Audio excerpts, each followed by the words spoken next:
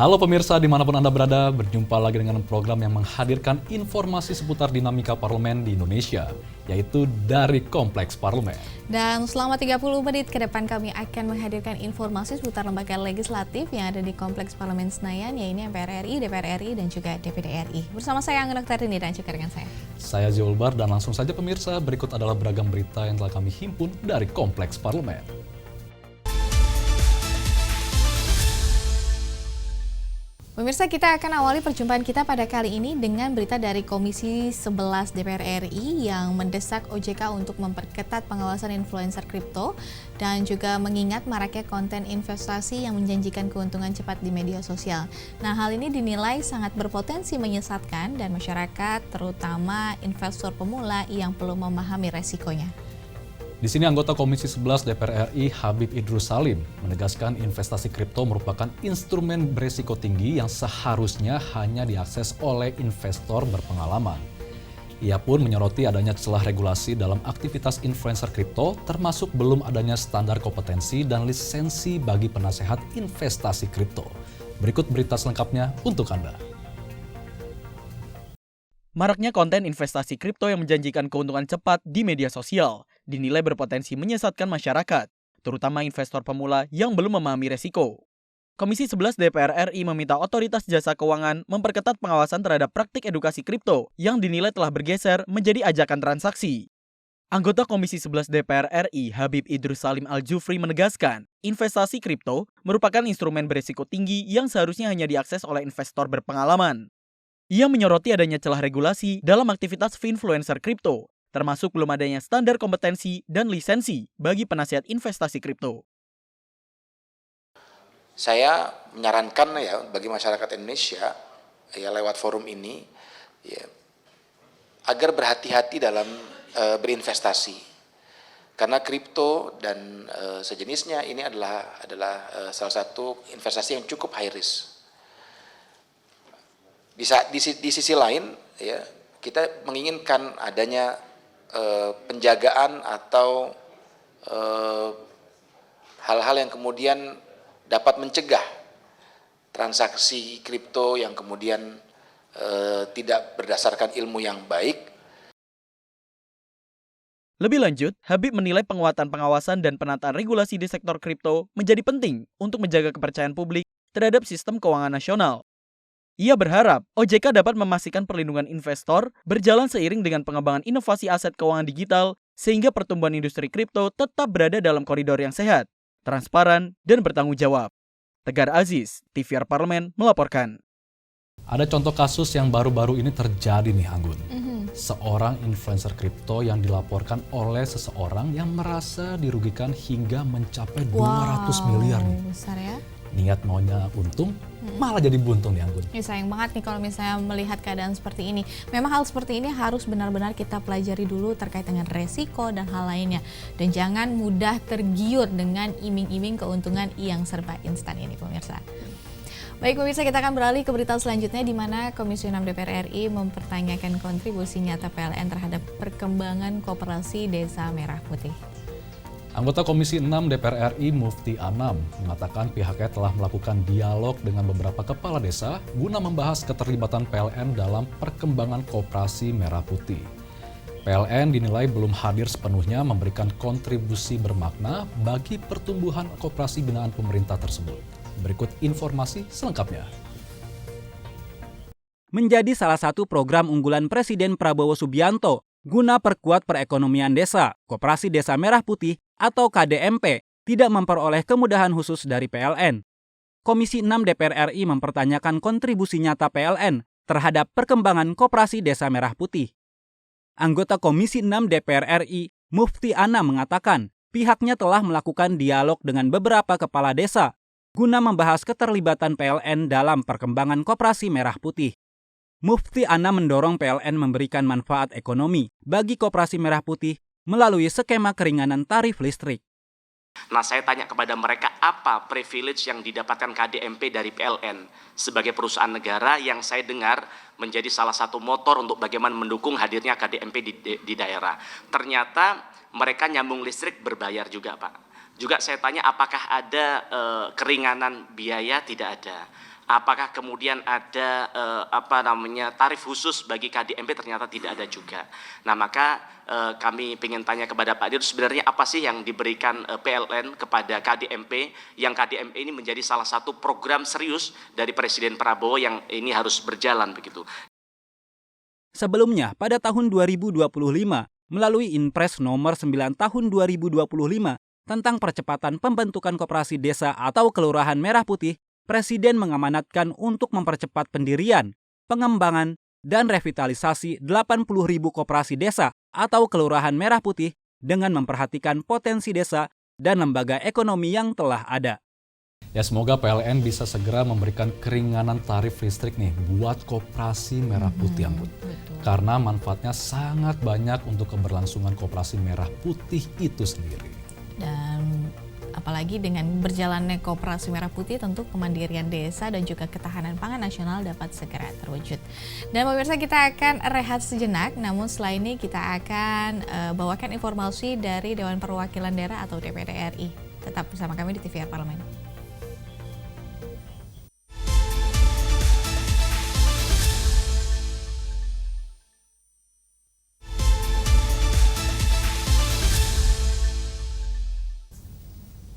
Terima kasih Anda saat ini masih bersama kami di program dari Kompleks Parlemen. Dan kali ini kita akan masuk pada segmen berita yang dihimpun dari Dewan Perwakilan Daerah atau DPD RI. Nah, pemirsa, berita kali ini Ketua DPD RI Sultan Bachtiar memberikan tanggapan terkait dengan dinamika politik nasional usai sidang paripurna DPD RI. Di sini Sultan menyebutkan bahwa DPD RI akan terus berkomitmen mengawal aspirasi daerah dan juga menekankan bahwa suara masyarakat dan daerah harus dikedepankan dalam membuat kebijakan di tingkat nasional. Di sini Sultan menambahkan banyak hal-hal yang lebih mendesak dan perlu perhatian pemerintah dan elit politik seperti penanggulangan pasca bencana dan bagaimana membuat stabilitas ekonomi dan kesejahteraan rakyat semakin baik untuk saat ini. Berikut berita selengkapnya untuk Anda. DPD RI menegaskan komitmen mengawal aspirasi daerah dalam pembukaan masa sidang 3 tahun sidang 2025-2026. Hal tersebut disampaikan Ketua DPD RI, Sultan Bachtiar Najamuddin pada konferensi pers pasca sidang paripurna digelar.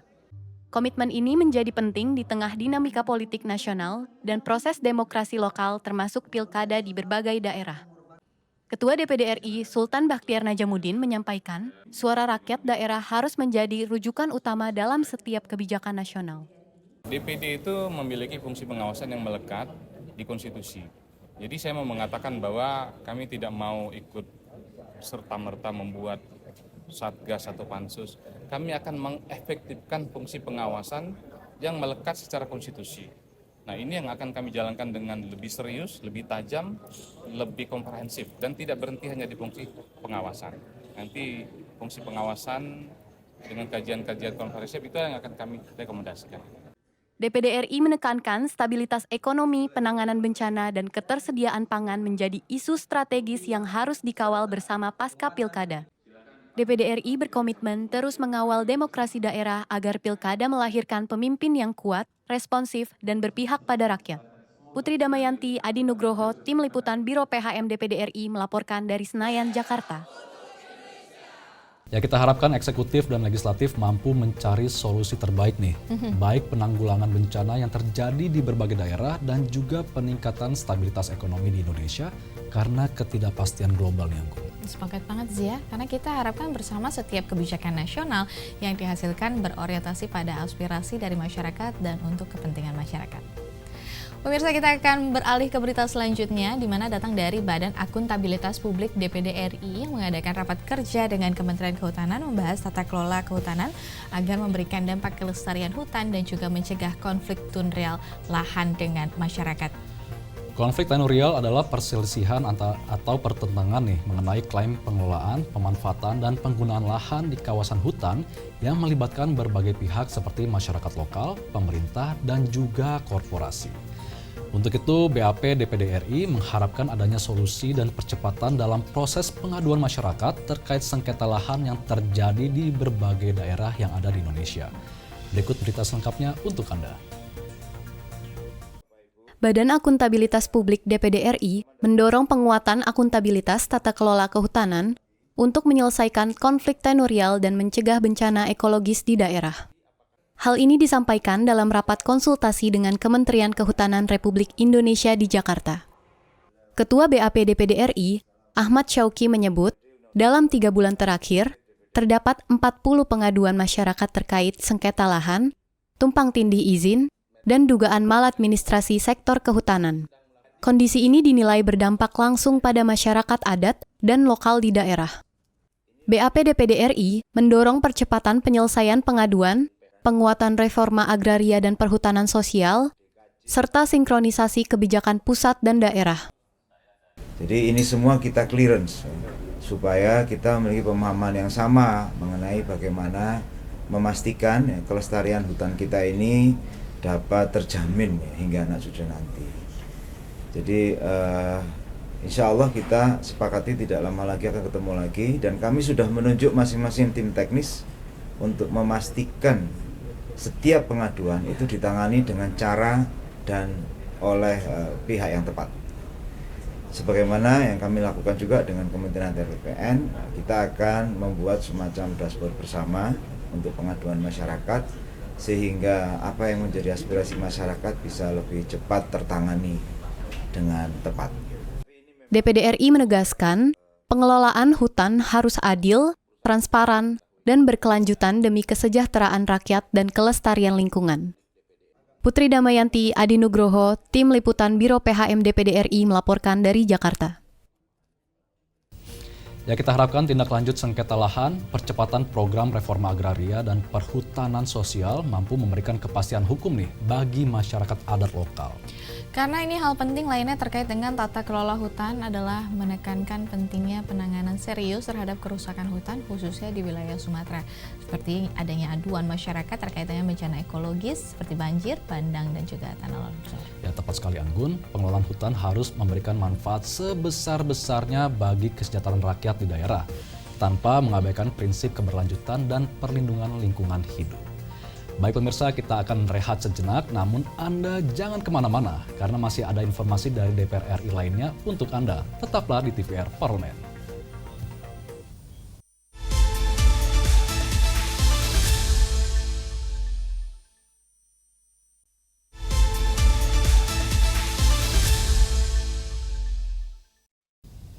Terima kasih pemirsa, Anda masih bersama kami dari Kompleks Parlemen, dan selanjutnya pemirsa ada berita mengenai integrasi data nasional melalui rancangan undang-undang tentang Satu Data Indonesia yang diiringi dengan jaminan keamanan data. Di sini anggota Badan Legislasi DPR RI Andi Yuliani Paris menyebutkan bahwa penyatuan data tidak dapat dilakukan secara menyeluruh, diperlukan pembatasan dan juga klasifikasi agar dapat publik, data pribadi dan juga data negara memiliki perlakuan yang berbeda. Ia menambahkan aspek keamanan data menjadi salah satu poin krusial dalam pembahasan rancangan Undang-Undang Satu Data Indonesia. Integrasi data dinilai tidak boleh menabrak regulasi yang sudah ada, terutama Undang-Undang Keterbukaan Informasi Publik dan Undang-Undang Perlindungan Data Pribadi. Dan pemirsa, berikut informasinya untuk Anda. Belum terintegrasinya data antar kementerian, lembaga dan pemerintah daerah berpotensi menimbulkan inefisiensi anggaran, baik pada APBN maupun APBD. Anggota Badan Legislasi atau Balek DPR RI Andi Yuliani Paris menilai pentingnya kehadiran rancangan undang-undang atau RUU tentang Satu Data Indonesia. Rancangan undang-undang itu akan menjadi payung hukum dalam mengintegrasikan perencanaan pembangunan dan pengawasan anggaran nasional. Nah, dengan data ini akan memudahkan mengintegrasikan perencanaan pembangunan. Kita punya banyak sekali kementerian maupun non-kementerian, lembaga-lembaga negara non-kementerian, yang semua memerlukan APBN. Kita juga punya banyak provinsi, kabupaten yang semua memerlukan APBD provinsi, APBD kabupaten. Ini kan kalau tidak ada satu data, ini bisa terjadi inefisiensi. Nah, manfaatnya bagi DPR apa? Tadi pengawasan, perencanaan juga kita lebih bisa integrasikan, ya.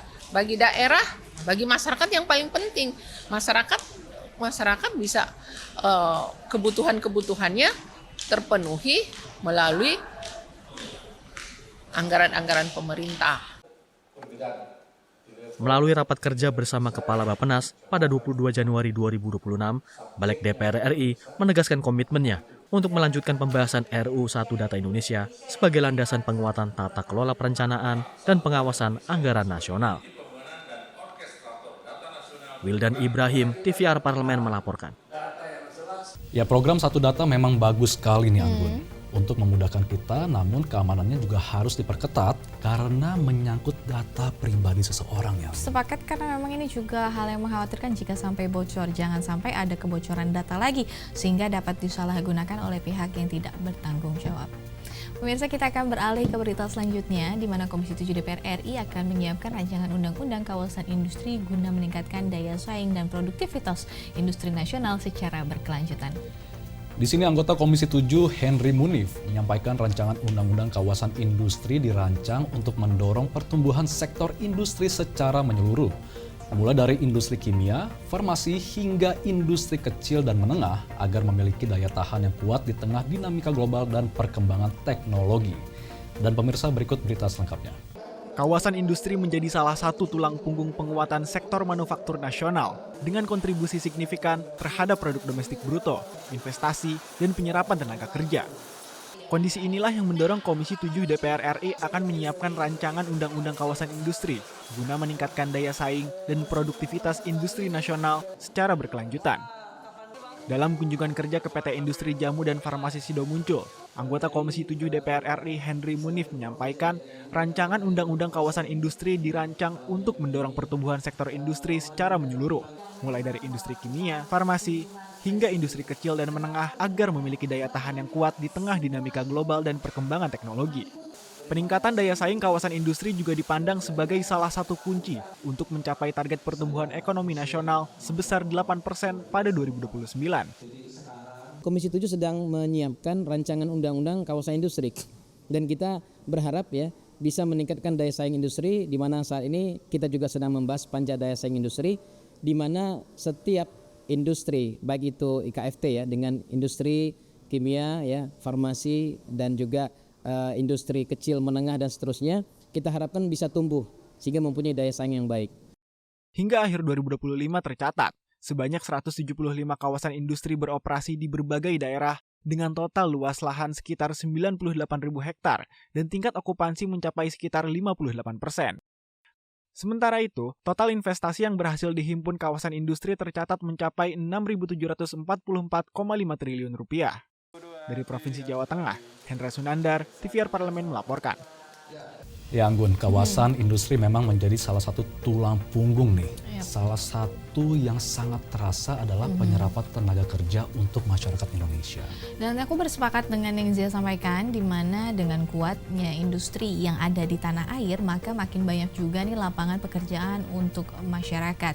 Dan pemirsa, kita akan kembali jeda sejenak untuk tetap bersama kami di TVR Parlemen.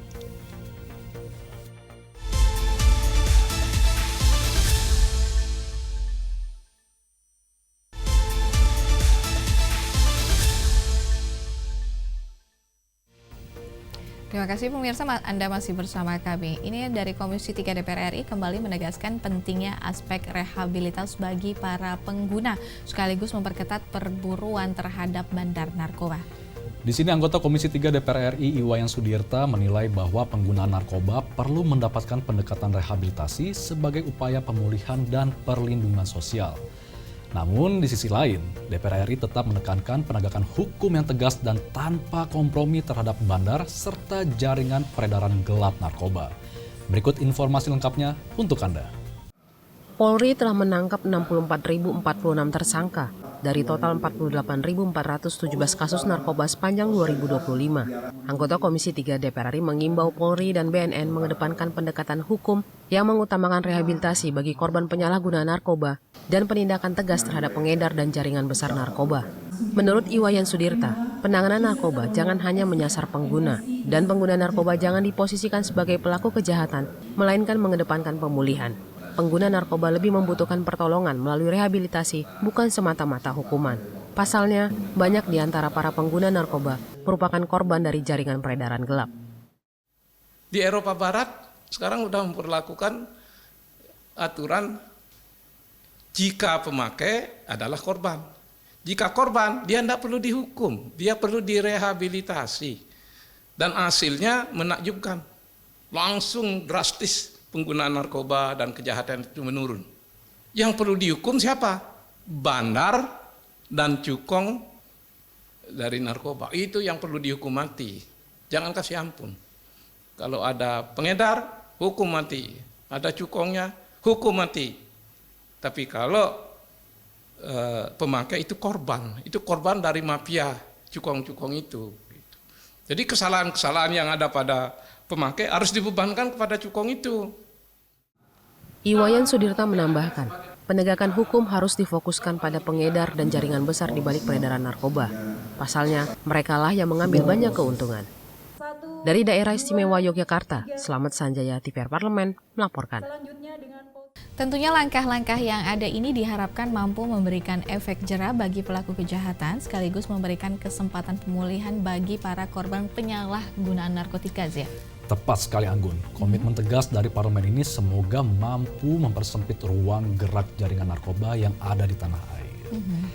Kita beralih ke informasi selanjutnya pemirsa, Badan Aspirasi Masyarakat atau BAM DPR RI mendorong percepatan penyelesaian konflik agraria melalui penataan regulasi. Ini dari Ketua BAM DPR RI Ahmad Heriawan menekankan bahwa konflik agraria yang terjadi saat ini harus dikaji secara menyeluruh sebagai bahan masukan penting dalam proses perundang-undangan. Dalam sebutannya ini Ahmad Heriawan menambahkan penyelesaian konflik agraria dapat ditempuh melalui penanganan kasus per kasus maupun melalui penataan regulasi secara komprehensif. Langkah ini diambil guna menjamin kepastian hukum bagi masyarakat sekaligus meminimalisir potensi sengketa lahan di masa depan. Kita simak laporannya. Konflik agraria yang melibatkan masyarakat dan perusahaan terus berulang. Sengketa lahan yang berakar pada hak guna usaha atau HGU dan non-HGU dinilai terus memicu ketegangan serta ketidakpastian hukum bagi masyarakat. Ketua Badan Aspirasi Masyarakat DPR RI Ahmad Heriawan menegaskan, konflik agraria yang terjadi saat ini perlu diangkat secara menyeluruh sebagai bahan masukan dalam proses perundang-undangan. Menurutnya, penyelesaian dapat ditempuh melalui penanganan kasus per kasus maupun melalui penataan regulasi secara komprehensif. Jadi situasi seperti ini adalah saatnya untuk diangkat keseluruhannya ke permukaan untuk menjadi bahan-bahan untuk menjadi bahan masukan bagi semua proses perundang-undangan yang sedang dibahas. Baik itu nanti diselesaikan satu persatu dalam konflik per konflik atau diselesaikan dalam bentuk regulasi. Sehingga ke depannya kita insya Allah tahun 2026 mulai pembahasan, 2027, kalau 2027 kemudian ada semacam kesepakatan bersama, ada one map solution terkait dengan penataan kawasan, pemetaan Indonesia.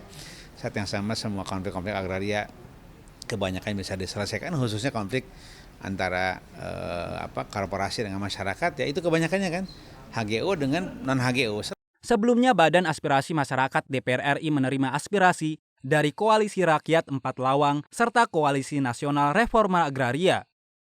Heriawan mendorong tindak lanjut atas aspirasi yang disampaikan ke parlemen. Dari Senayan, Jakarta, Tim Liputan, TVR Parlemen melaporkan. Kita sama-sama berharap nih pemirsa, langkah BAM DPR RI ini benar-benar menjadi titik terang bagi masyarakat yang sudah lama memperjuangkan hak atas tanah mereka.